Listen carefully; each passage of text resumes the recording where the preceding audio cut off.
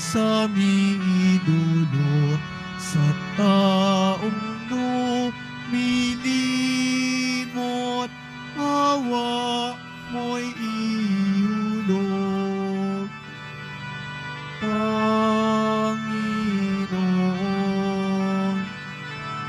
napasa amin, ika'y tanglaw at siyang lakas sa pagbabago ng buhay. Halina mananakop, pag-ibig mo sa midulot sa taong lumilimot, awa mo'y ihulog.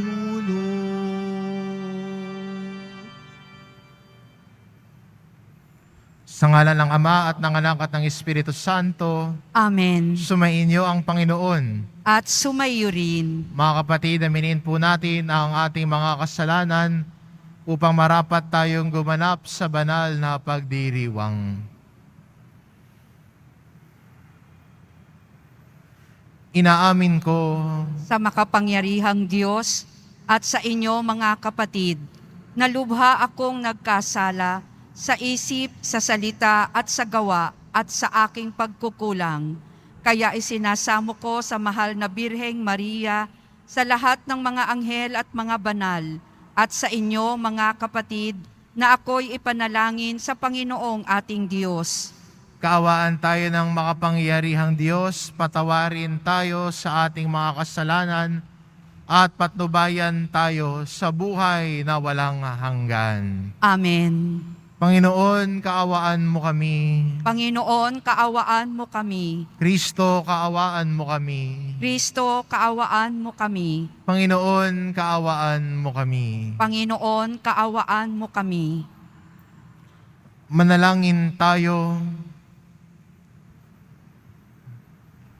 Ama naming makapangyarihan, ngayong malapit na ang Pasko ng pagsilang ng iyong anak, kaming mga lingkod mong hindi karapat-dapat ay tangkili kinawa sa pag-ibig ng iyong salita na nagkatawang tao sa sinapupunan ng mahal na Birhen at nananahan sa aming piling, kasama ng Espiritu Santo, magpa sa walang hanggan. Amen. Magsiupo muna ang lahat. Pagbasa mula sa aklat ni Propeta Malakiyas. Narito ang pahayag ng makapangyarihang Panginoon. Ipadadala ko ang aking sugo upang ihanda ang daraanan ko, at ang Panginoon na iyong hinahanap ay biglang darating sa kanyang templo. Darating ang pinakahihintay ninyong sugo at ipahahayag ang aking tipan. Ngunit, sino ang makatatagal pagdating ng araw na iyon? Sino ang makahaharap pag siya'y napakita na? Siya'y parang apoy na nagpapadalisay sa bakal at parang matapang na sabon. Darating siya para humatol at dadalisayin niya ang mga saserdote. Tulad ng pagdalisay sa pilak at ginto, sa gayon, magiging karapat-dapat silang maghandog sa Panginoon, at ang mga handog na dadalhin ng mga taga-Huda at Jerusalem ay magiging kalugod-lugod sa Kanya tulad ng dati. Ngunit bago dumating ang nakihindik na araw ng Panginoon, isusugo sa inyo si Propeta Elias. Muling magkakalapit ang loob ng mga ama't mga anak. Kung hindi, mapipilitan akong pumarian at wasakin ang inyong bayan. Ang salita ng Diyos. Salamat sa Diyos. Itaas ninyo ang paningin, kaligtasay dumarating. Itaas nyo ang paningin, kaligtasay dumarating. Ang kalooban mo'y ituro, O Diyos.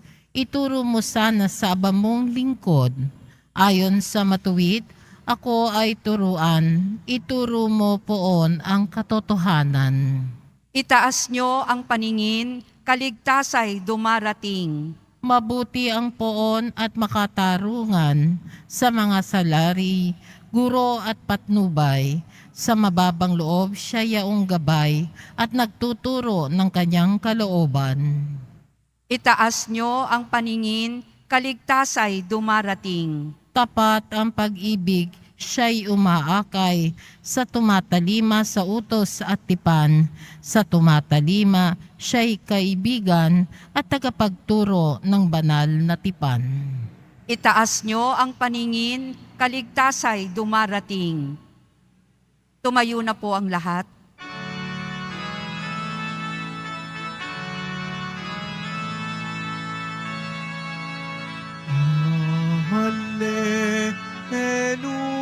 Hallelujah, hallelujah,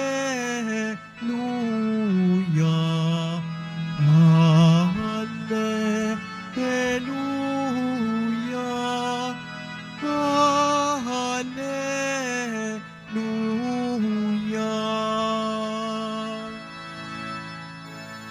Harit batong panulukang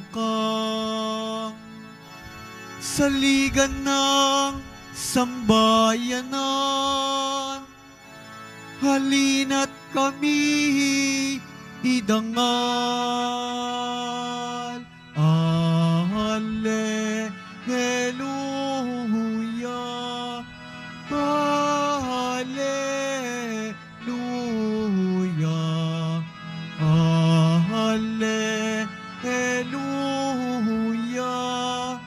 hallelujah.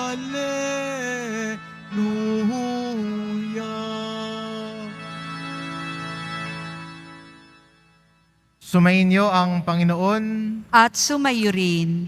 ang mabuting balita ng Panginoon ayon kay San Lucas. Papuri sa iyo, Panginoon. Dumating ang oras ng panganganak ni Elizabeth at nagluwal siya ng isang sanggol na lalaki. Nabalitaan ng kanyang mga kapitbahay at mga kamag-anak na siya'y pinagpala ng Panginoon at nakigalak sila sa kanya. Nang ikawalong araw, dumalo sila sa pagtutuli ng sanggol. Zacarias sana ang ipapangalan sa kanya, gaya ng kanyang ama. Ngunit sinabi ng kanyang ina, hindi, Juan ang ipapangalan sa kanya. Subalit wala isa man sa iyong mga kamag-anak ay may ganyang pangalan, wika nila. Kaya't hinudyatan nila ang kanyang ama at itinanong kung ano ang ibig niyang itawag sa sanggol. Humingi siya ng masusulatan at sumulat ng ganito, Juan ang kanyang pangalan. At namangha silang lahat. Pagdakay nakapagsalita siya at nagpuri sa Diyos. Natakot ang lahat ng kanilang kapitbahay. Ano pat naging usap-usapan sa buong kaburulan ng Judea ang mga bagay na ito. Pinakaisip-isip ito ng lahat ng nakaalam at ang kanilang tanong, magiging ano kaya ang batang ito? Sapagkat maliwanag na sumasa kanya ang Panginoon. Ang mabuting balita ng Panginoon. Pinupuri ka namin, Panginoong Hesukristo. Magsiupo muna ang lahat.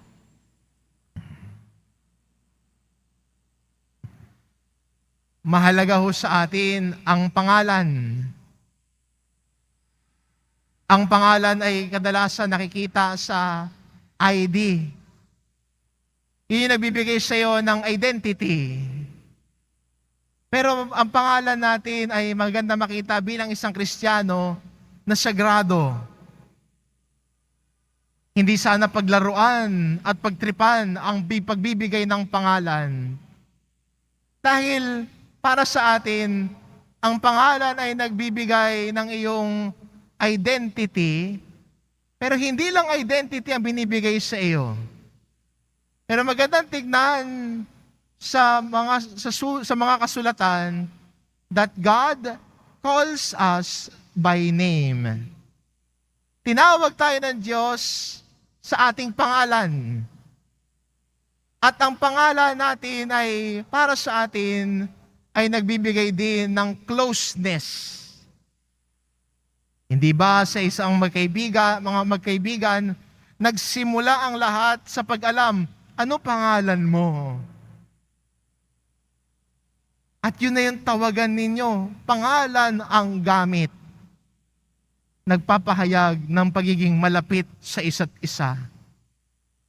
Tayo din bilang Kristiyano ay patuloy na tinatawag ng Diyos sa ating pangalan dahil nais niya maging malapit sa atin. At pag nais niya maging malapit sa atin at malapit sa atin, tayo rin sa pamamagitan ng ating pangalan ay ipinapadala niya sa misyon. When God calls us by name, He also sends us into mission.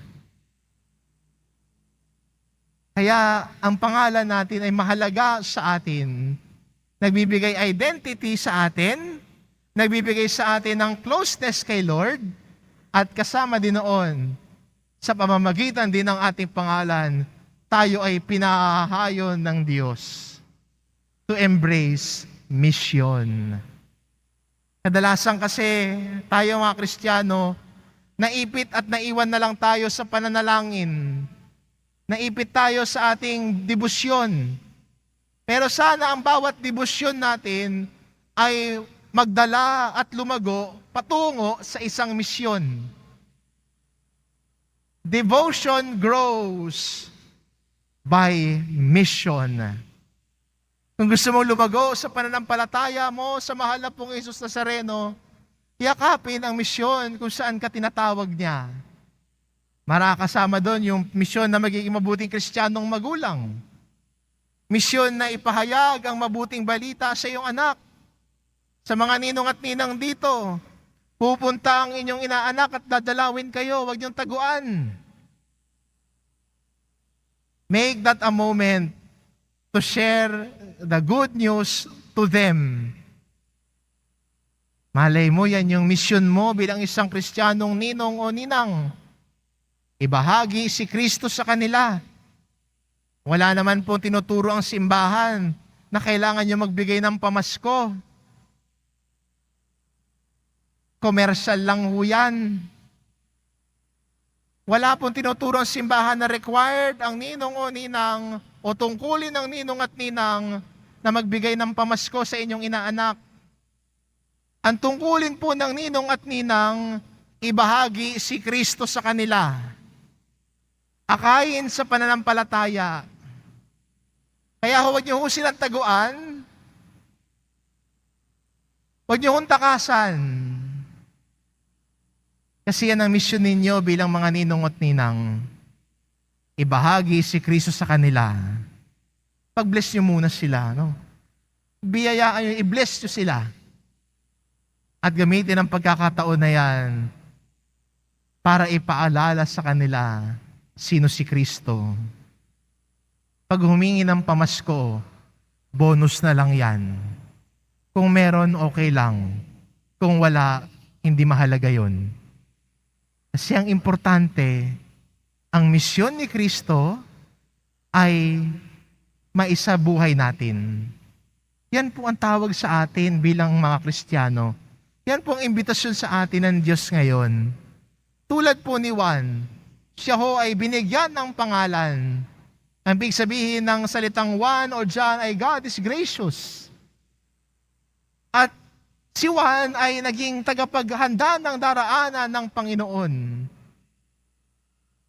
He embraced a mission. Kaya sa atin din bilang Kristiyano, anong misyon ang dinadala sa iyo ng Panginoon ngayon? Yakapin ito at isabuhay. Lalong-lalo na ho sa panahong ito ng Kapaskuhan. Baka masyado tayong caught up sa pagbibigay ng regalo. Pagbibigay ng pagkumpleto ng mga wishlist mo, yung mga kailangan mong bigyan. Masyado tayo nagpapakapagod sa hindi naman talaga importante. Kasi ang pinaka-importante sa panahong ito ay ang pagtanggap natin kay Kristo. At si Juan ang nagiging daan natin o naghahanda ng daraanan ng Panginoon para yakapin natin ang kanyang misyon. Maganda po no sa ating ebanghelyo. Yung mga tao ay pinuna si Elizabeth. Ang sabi nila, wala naman kayong kamag-anak na ganyan ang pangalan. Mula sa nakasanayan at nakagawian, tumungo si Elizabeth at Zacarias tungo sa kahulugan. Hindi sa nakasanayan, kundi sa kahulugan. Si Juan para sa kanila ay gracious. Dahil balikan natin ang sinabi ni Elizabeth, nung siya ay nagdalang tao, inalis ako ng Diyos sa kadustahang ito. Ang naging grasya ng Diyos sa kanya ay si Juan. Hindi sa nakagawian, kundi binibigyang halaga ang kahulugan. Sa paghahanda natin, ilang araw na lang, araw na ng Pasko. Yung iba ay hinahanda na yung mga regalo. Hinahanda na yung pagbibigyan ng mga pamasko. Pero sana bilang Kristiyano, huwag lang natin tignan yung nakasanayan natin. Kundi tignan natin yung halaga ng bawat gawain natin. To find meaning in everything that we do. Amen. Tumayo na po ang lahat.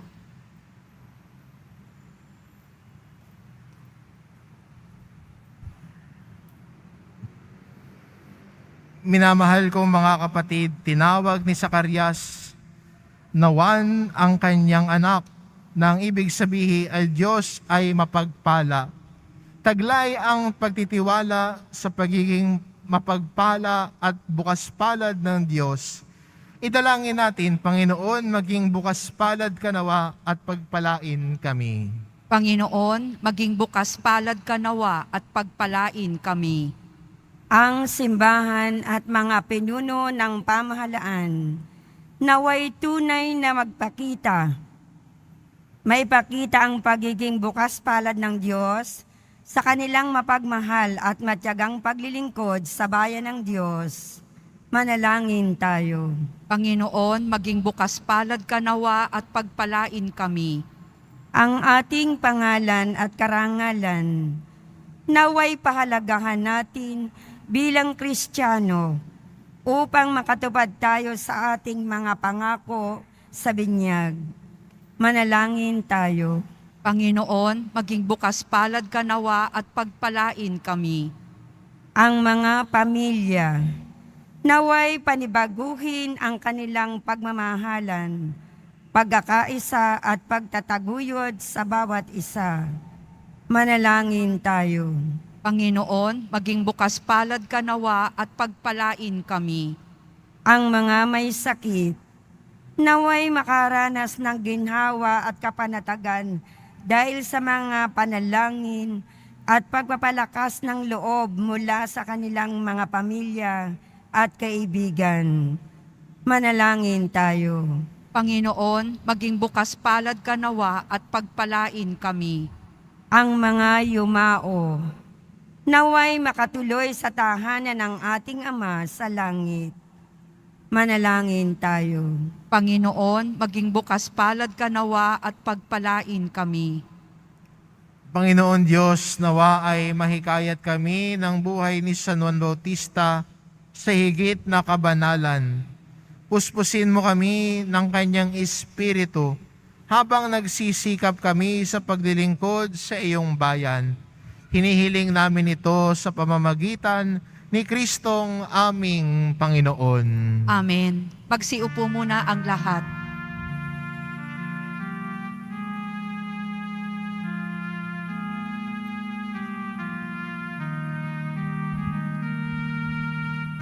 Panginoon, aming handog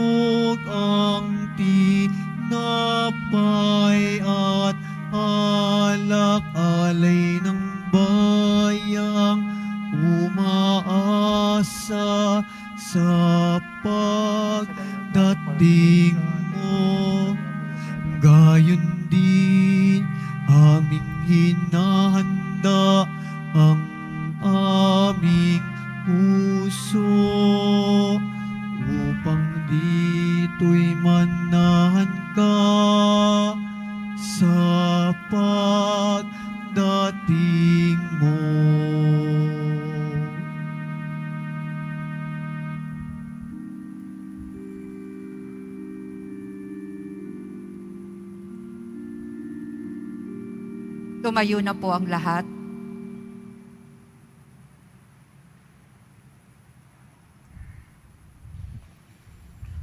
Manalangin kayo mga kapatid upang ang paghahain natin ay kalugdan ng Diyos amang makapangyarihan. Tanggapin nawa ng Panginoon itong paghahain sa iyong mga kamay, sa kapurihan niya at karangalan, sa ating kapakinabangan at sa buong sambayanan niyang banal. Ama naming lumika, ang paghahaing ito na nagdudulot sa amin ng ganap na pagsamba sa iyong kadakilaan ay maging lubos nawang pakikipagkasundo namin sa iyo upang maipagdiwang namin ng may dalisay na loob ang pinagbuhatan ng aming manunubos sa pamamagitan niya kasama ng Espiritu Santo magpa sa walang hanggan. Amen. Sumainyo ang Panginoon. At sumayo rin. Itaas sa Diyos ang inyong puso at diwa.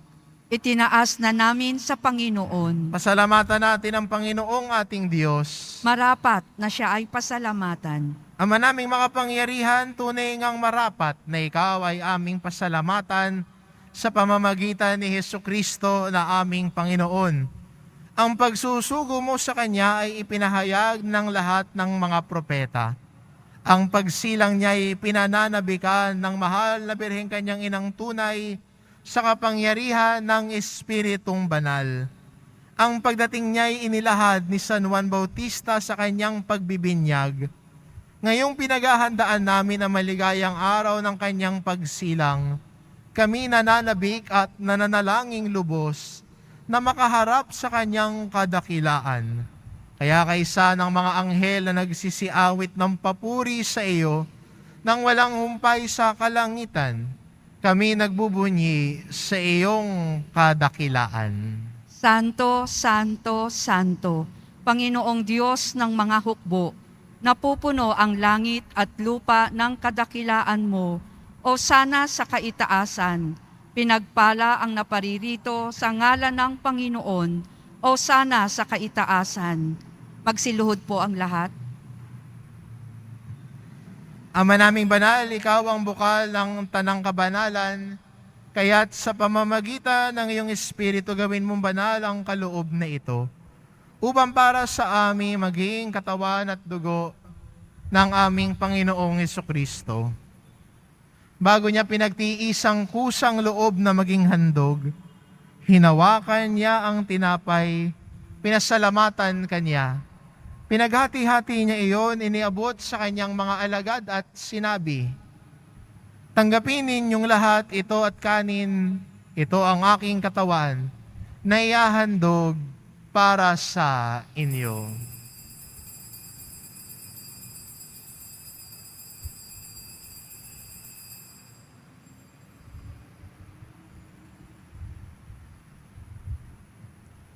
Gayon din naman na matapos ang hapunan, hinawakan niya ang kalis. Muli kanyang pinasalamatan. Iniabot niya ang kalis sa kanyang mga alagad at sinabi, "Tanggapin ninyong lahat ito at inumin. Ito ang kalis ng aking dugo, ng bago at walang hanggang tipan. Ang aking dugo na ibubuhos para sa inyo at para sa lahat, sa ikapagpapatawad ng mga kasalanan. Gawin ninyo ito sa pag-alala sa akin."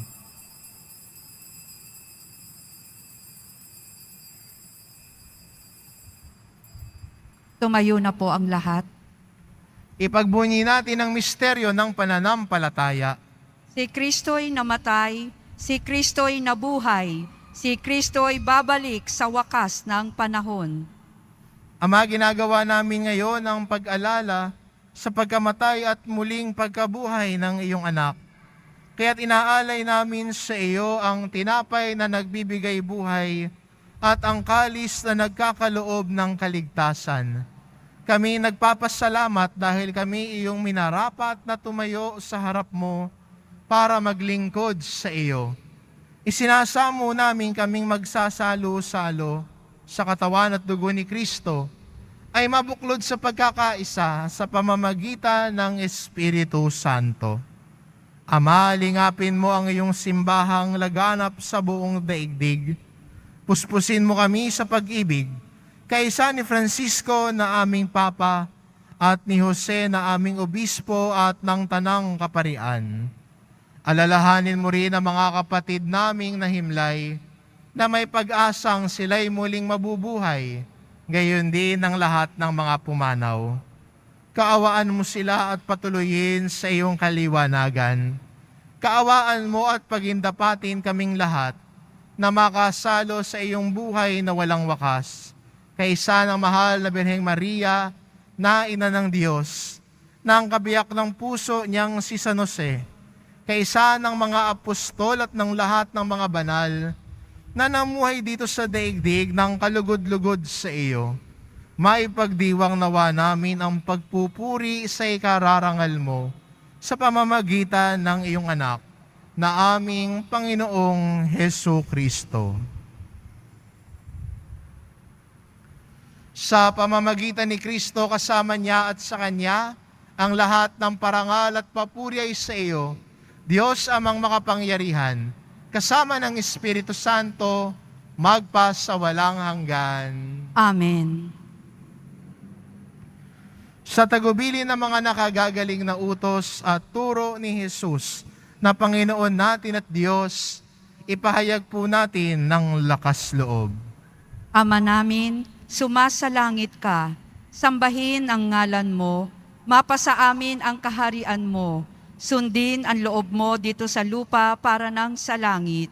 Bigyan mo kami ngayon ng aming kakanin sa araw-araw at patawarin mo kami sa aming mga sala para nang pagpapatawad namin sa nagkakasala sa amin at huwag mo kaming ipahintulot sa tukso at iadya mo kami sa lahat ng masama. Hinihiling namin kami adya sa lahat ng masama, pagkalooban ng kapayapaan araw-araw, iligtas sa kasalanan at ilayo sa lahat ng kapahamakan. Samantalang aming pinananabikan ang dakilang araw ng pagpapahayag ng tagapagligtas naming si Hesu Kristo. Sapagkat iyo ang kaharian at ang kapangyarihan at ang kapurihan magpakailanman. Amen. Panginoong Kristo, sinabi mo sa iyong mga apostol, kapayapaan ang iniiwan ko sa inyo, ang aking kapayapaan ang ibinibigay ko sa inyo. Tungayan mo ang aming pananampalataya at huwag ang aming pagkakasala. Pagkalooban mo kami ng kapayapaan at pagkakaisa, ayon sa iyong kalooban, kasama ng Espiritu Santo, magpa sa walang hanggan. Amen. Ang kapayapaan ng Panginoon ay laging sumainyo. At sumayo rin. Magbigayan kayo ng kapayapaan sa isa't isa.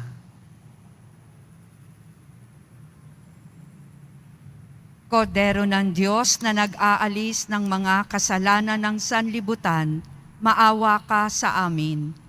Kordero ng Diyos na nag-aalis ng mga kasalanan ng sanlibutan, maawa ka sa amin. Kordero ng Diyos na nag-aalis ng mga kasalanan ng sanlibutan, ipagkaloob mo sa amin ang kapayapaan. Magsiluhod po ang lahat. Ito ang kordero ng Diyos, ito nag-aalis ng kasalanan ng sanlibutan. Mapalad ang mga inaanyayahan sa kanyang piging. Panginoon, hindi ako karapat-dapat na magpatuloy sa iyo, ngunit sa isang salita mo lamang ay gagaling na ako.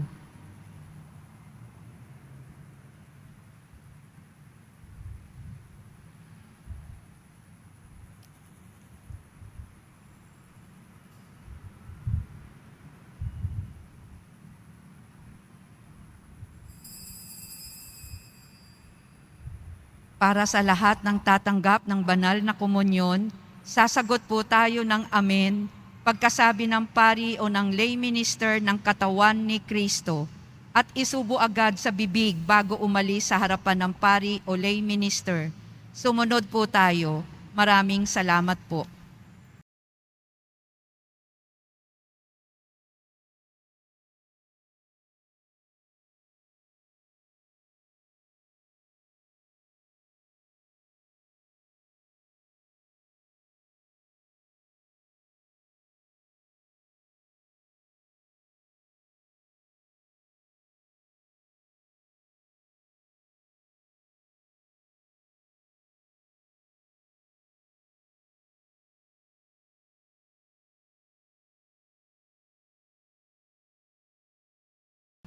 Tumayo na po ang lahat.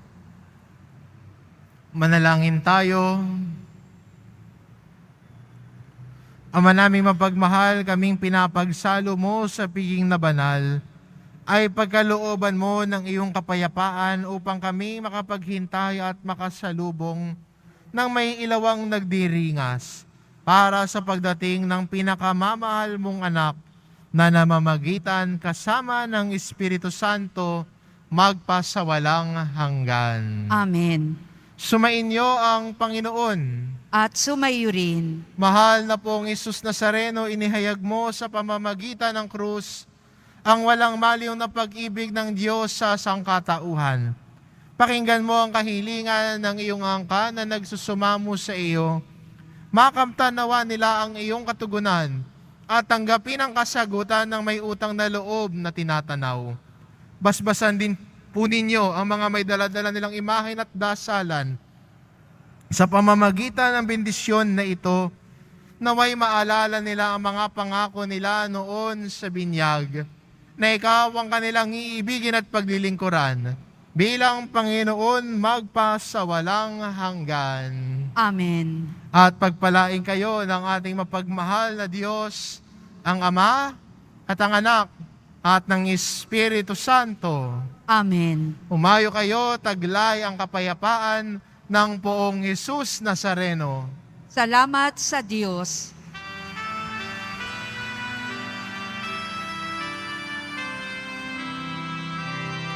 Nuestro Padre Jesus Nazareno, sinasamba ka namin, pinipintuho ka namin, aral mo ang aming buhay at kaligtasan. Nuestro Padre Jesus Nazareno, iligtas mo kami sa kasalanan. Ang krus mong kinamatayan ay sagisag ng aming kaligtasan. Nuestro Padre Jesus Nazareno, dinarangal ka namin. Nuestro Padre Jesus Nazareno, niluluwalhati ka namin. Nuestro Padre Jesus Nazareno, dinarangal ka namin. Nuestro Padre Jesus Nazareno, niluluwalhati ka namin.